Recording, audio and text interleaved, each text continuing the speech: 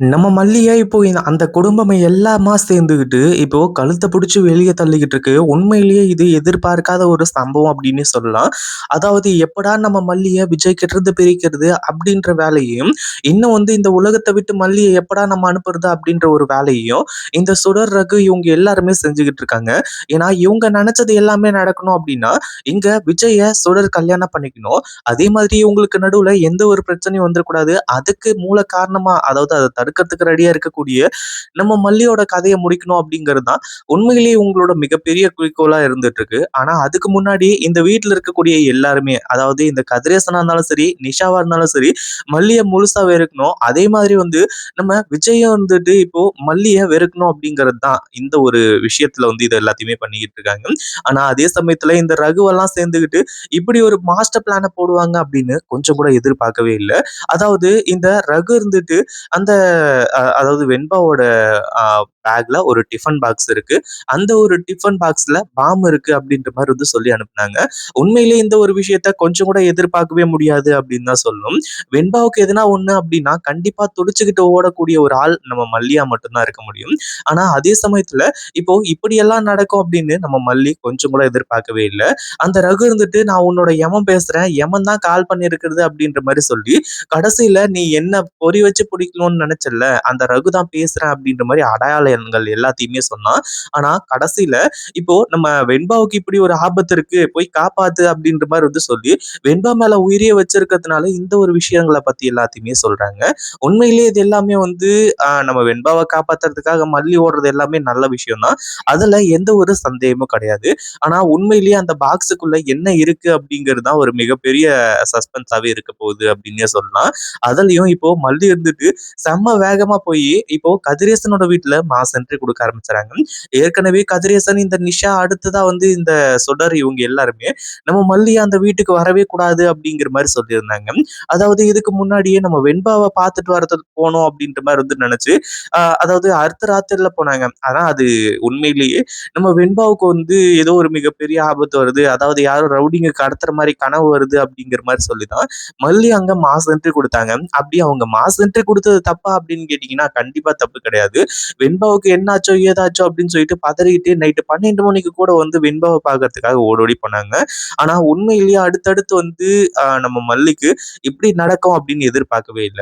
ஏன்னா மல்லி அங்க மாஸ் என்ட்ரி குடுக்குறாங்க இப்போ. ஏன்னா வெண்பாவோட பேக்ல பாம் இருக்கு அந்த டிஃபன் பாக்ஸ்ல அப்படிங்கிற மாரி சொல்லி, அங்க மாஸ் என்ட்ரி குடுத்த நம்ம மல்லி இந்த சுடர் இருந்தாலும் சரி, யார் இருந்தாலும் சரி, எல்லாரையுமே ஒரு வெளாசிட்டு தான் அங்கருந்து வேகமா ஓடுறாங்க. ஏன்னா, அங்க போயிட்டு "வெண்பா எங்க இருக்க? வெண்பா, வெண்பா" அப்படின்னு சொல்லிட்டு மல்லி கத்துறாங்க. ஆனா, இந்த சுடர் வெண்பா அதாவது நம்ம மல்லிய தடுத்து, "உன்ன நான் இங்க வரக்கூடாதுன்னு தானே சொல்லியிருக்கேன். எதுக்காக நீங்க வந்த? இங்கருந்து முதல்ல கிளம்பு" அப்படின்ற மாரி சொல்லி, இந்த சுடர் இப்போ மல்லிய கண்ட்ரோல் பண்ணணும்னு நெனைக்கிறாங்க. அதே மாதிரி கதிரேசன் அடுத்ததா நிஷா இவங்க எல்லாருமே இங்க மாஸ் என்ட்ரி குடுத்துடுறாங்க. அவங்களும் மல்லிய தடுக்கணும்னு நினைக்கிறாங்க. ஏன்னா ஏற்கனவே வெண்பாவ மல்லிகிட்ட இருந்து எவ்வளவுக்கு தூரம் வைக்க முடியுமோ, அவ்வளவு தூரம் வச்சாதான் நம்ம பொண்ணுக்கு, அதாவது இங்க இருக்கக்கூடிய போலியான ரேணுகாவுக்கு அடுத்தடுத்து கொஞ்சம் நல்ல விஷயங்கள்லாம் நடக்கும் அப்படின்ற மாரி சொல்லி, இப்போ இந்த கதிரேசன்லாம் செம்ம கோவத்தோட இருந்துட்டு இருக்காங்க. ஏன்னா இங்க இருக்கக்கூடிய சுடர உண்மையான ரேணுகா தன்னோட மக ரேணுகா அப்படின்ற மாரி நினைச்சிட்டு இருக்கிறதுனால மட்டுமே தான் இந்த மாரி விஷயங்கள் எல்லாத்தையுமே எதிர்பார்க்க முடியுது.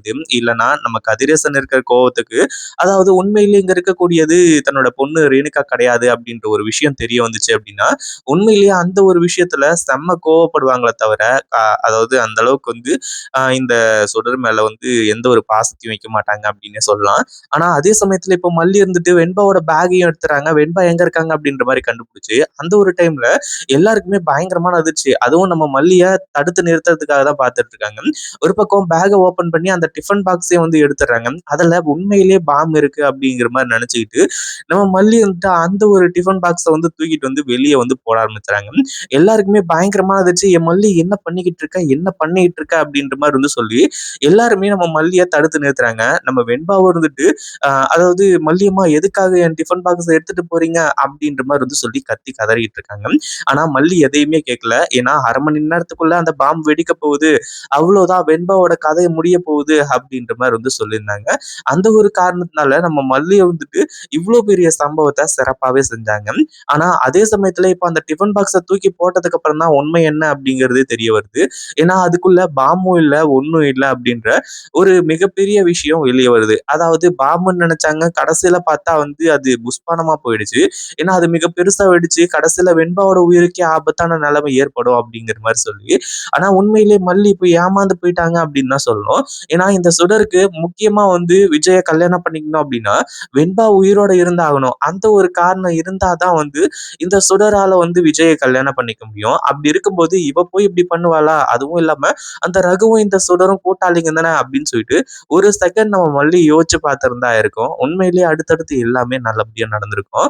ஆனா இப்போ மல்லி அத தூக்கி போட கடைசியில வந்து இந்த டிஃபன் பாக்ஸ நான் தான் வந்து வெண்பாவுக்கு வாங்கி குடுத்தேன். ஆனா இந்த அதாவது மல்லி இருந்தது.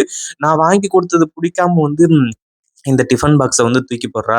இவளோட மனசுக்குள்ள எந்த அளவுக்கு வன்மை இருக்குன்னு பார்த்துக்கோங்க அப்படின்ற மாரி சொல்லி, இன்னும் பயங்கர கோவமா வந்து பேசுறது மட்டும் இல்லாம, இப்போ கதிரேசனையும், நிஷாவையும் அந்த ஒரு விஷயத்துல தள்ள ஆரம்பிச்சுறாங்க. 2 பேருமே இப்போ பயங்கர கோவத்தோட இருக்கிறது மட்டும் இல்லாம, மல்லி அங்கிருந்து கழுத்த புடிச்சு வெளிய தள்றதுக்கு தயாராகாங்க. அதாவது 3 பேருமா சேர்ந்துக்கிட்டு. வெண்பா இது எல்லாத்தையுமே புரிஞ்சுக்குவாங்க அப்படின்றதுல சந்தேகம் கிடையாது. ஆனா அந்த ஒரு நேரத்துல தான் விஜயும் மாஸ் என்ட்ரி குடுத்து என்ன நடந்துச்சு, ஏது நடந்துச்சு அப்படின்றத விசாரிக்க போறாங்க. இத பத்தி நீங்க என்ன நினைக்கிறீங்க? அந்த வீடியோ புடிச்சிருந்தா லைக் பண்ணுங்க, ஷேர் பண்ணுங்க. இப்பதான் நம்ம சேனலுக்கு ஃபர்ஸ்ட் டைம் வரீங்க அப்படின்னா, கீழ இருக்க சப்ஸ்கிரைப் பட்டன பிரஸ் பண்ணிக்கோங்க.